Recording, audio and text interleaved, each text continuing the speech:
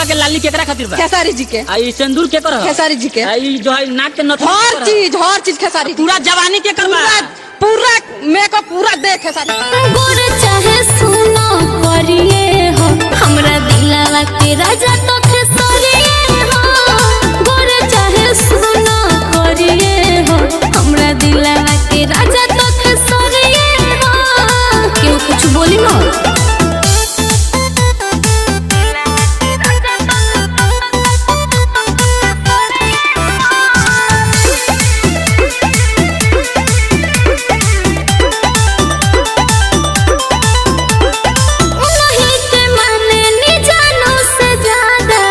अब बदले वाला नहीं खे इरादा बुझाई।